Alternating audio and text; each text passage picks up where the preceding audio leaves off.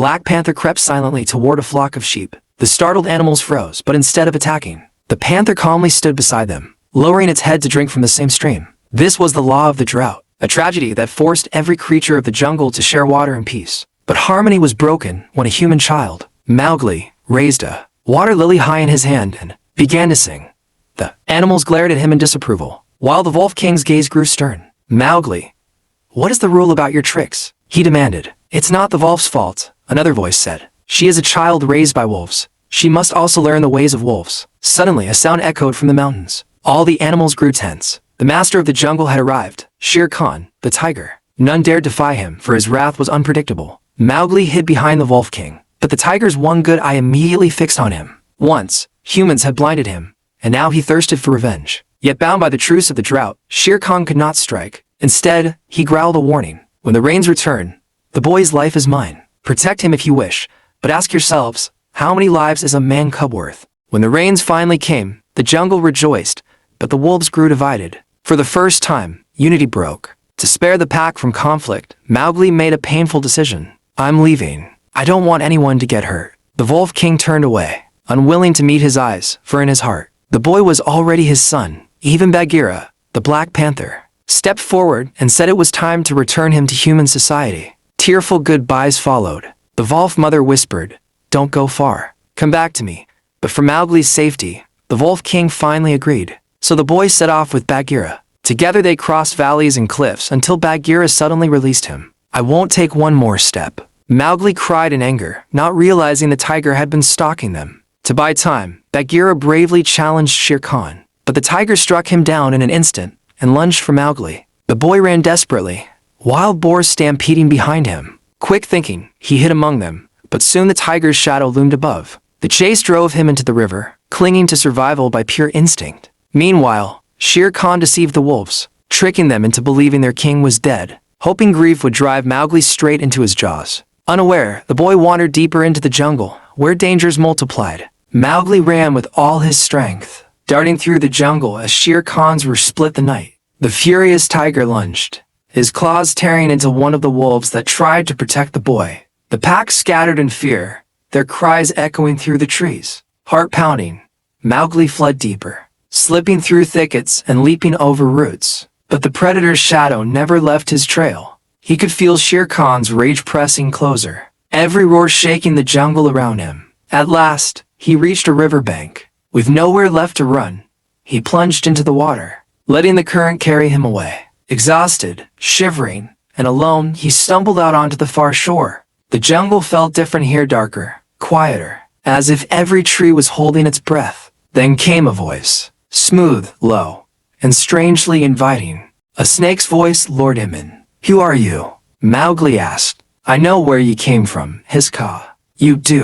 "Yes." Through Kaa's hypnotic gaze, Mowgli saw the truth of his past. His father had once fought Shere Khan to protect him, dying in the struggle, and scarring the tiger's eye. Alone and terrified, the infant Mowgli was found by Bagheera, who entrusted him to the wolves. The vision faded, and Kaa's coils closed around him. Just as he was about to be swallowed, Mowgli blacked out only to awaken to Baloo the bear shaking him awake. Baloo, cheerful and greedy for honey, tested the boy with the challenge. Climb a cliff and steal honey from the bees. Mowgli looked up, his mouth falling open. The hive seemed impossibly high, dangling from jagged rock. The cliff wall was slick with moss, riddled with cracks that looked far too small for his hands. His heart sank. "That's so far," he whispered. Baloo chuckled, slapping his belly. "Far, sure." The jungle seemed to hold its breath, waiting for his choice. Mowgli set his jaw. "All right, I'll do it." Mowgli used his human ingenuity, weaving vines into a harness, and succeeded, impressing the little animals watching. Baloo devoured the prize with delight, and soon, boy and bear became friends. The panther stepped into the clearing, his voice low and stern. "Mowgli, what have you done?" The boy, still flushed from his climb, looked up proudly. "I got the honey. I used the vines. I figured it out myself." But Bagheera's gaze grew darker. "You use man's tricks, tools. That is not our way. The jungle has rules, and when you break them, you bring danger." Mowgli's chest tightened. Baloo chuckled, trying to brush it off, but the weight in the panther's tone silenced even him. For the first time, the boy felt the sting of rejection. In a sudden frenzy, they dropped from the branches, their small hands clutching at him. "Hey, let me go," Mowgli shouted, thrashing as they dragged him away. Baloo roared and charged. Bagheera leapt. But the swarm of monkeys was too fast, too many. In moments, they had carried the boy high into the canopy, vanishing into the labyrinth of trees. Through the night they raced. The boy passed hand to hand like prey, until the forest gave way to stone ruins, an ancient temple swallowed by the jungle. There, in the shadow of broken pillars, a massive figure waited. A great ape, larger than any beast Mowgli had ever seen, sat upon a crumbling throne. His eyes glowed with hunger for power, and his voice rumbled like the earth itself. "So, the man-cub comes to me." Mowgli struggled in the monkey's grip, glaring up at the giant. "What do you want?" The ape leaned forward, his breath heavy. "The red flower. Fire.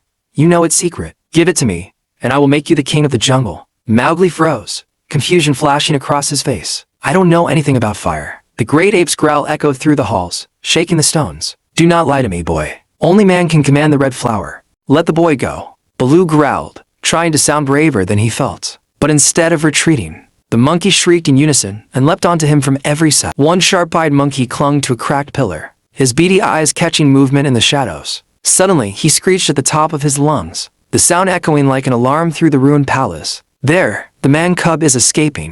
In an instant, dozens of monkeys erupted into frenzy. They leapt from beams, swung from vines, and poured out of the dark corners of the hall, their shrieks rising in a wild chorus. "Run, Mowgli," Bagheera hissed, shoving the boy ahead. The panther's muscles tensed like coiled steel as he sprang into the mob, claws slashing.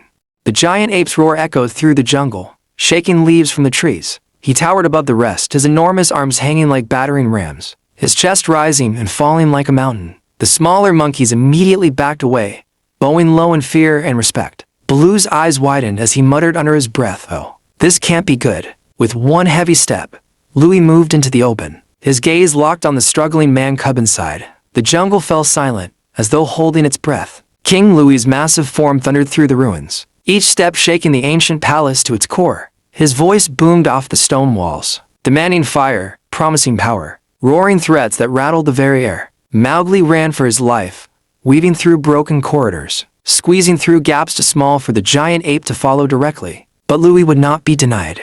He smashed through walls, tore apart pillars. Mowgli barely escaped, darting through falling rubble, while the furious cries of the giant ape echoed behind him. Dust swallowed the scene as stones came crashing down, sealing Louie's fate beneath the ruins. Silence followed, broken only by Mowgli's heavy breaths and the distant calls of the jungle. He had survived, but the terror of the chase still pounded in his chest. Still grieving the Wolf King's supposed death, Mowgli's heart turned toward vengeance. That night, he stole fire from a human village, carrying a torch back into the jungle. But sparks fell, igniting a great blaze. Animals fled in terror as Mowgli, brandishing the torch, called out, "Shere Khan, come out and face me." The tiger sneered, taunting the others. "See, humans bring only fire and death. He will burn your home to ash."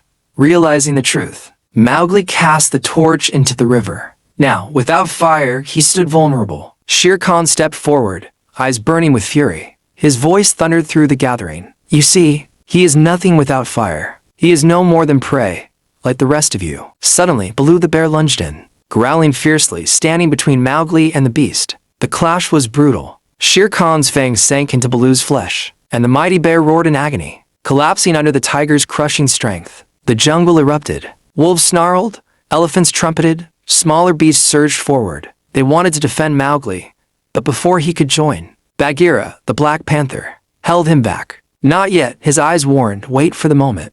At last, Mowgli led him to the ancient tree, where the fire had once burned brightest. High above, the boy swung onto a branch slick with rain, his heart pounding. The tiger leapt after him, but the jungle itself seemed to turn against the predator. The tree cracked, branches split, and Shere Khan lost his grip. With a final roar, he plunged into the flames below, swallowed by the inferno. Silence fell. The mighty terror of the jungle was no more. Mowgli stood trembling, but alive. The animals slowly gathered around him, not as subjects to a ruler, but as companions to one of their own. Baloo, wounded but breathing, gave a proud smile. Bagheera's eyes softened with respect. The jungle had a new protector, not through fear, not through fire, but through courage and heart. Mowgli, the man-cub, was home. Subscribe for more intriguing movies, only on Cine Voice.